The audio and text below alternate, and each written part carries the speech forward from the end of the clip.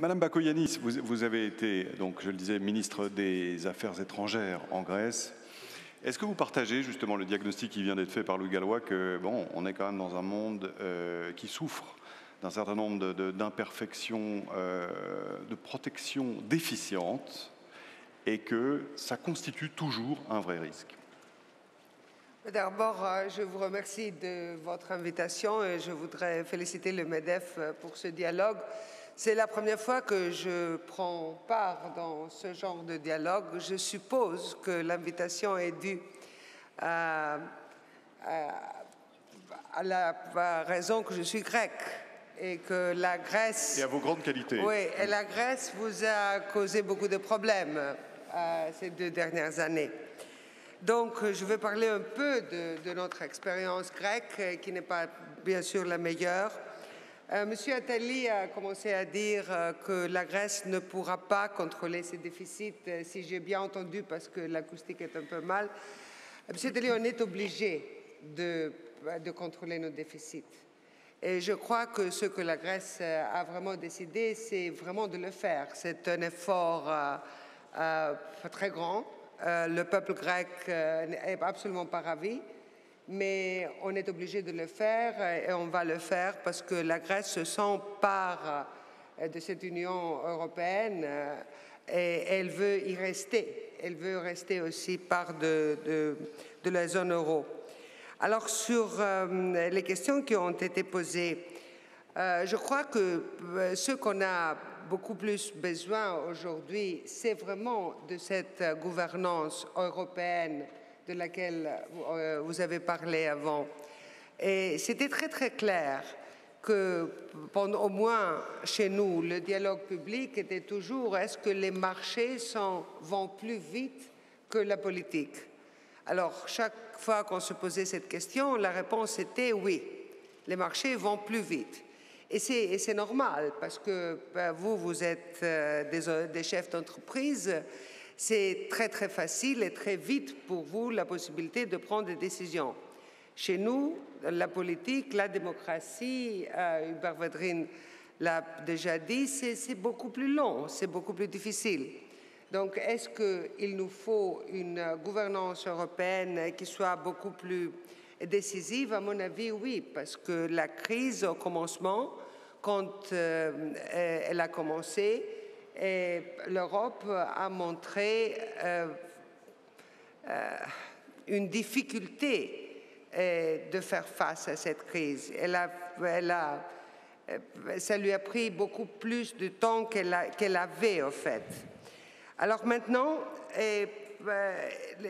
on a une crise de dette, mais on a aussi une crise dans l'économie réelle. Et comment est-ce qu'on va confronter cette crise dans l'économie réelle? Je crois que c'est là que les B20, même si ils n'existent pas, même si c'est seulement une très bonne idée, peuvent nous venir à l'aide. On a besoin de vos idées. On a besoin de votre connaissance de l'économie réelle.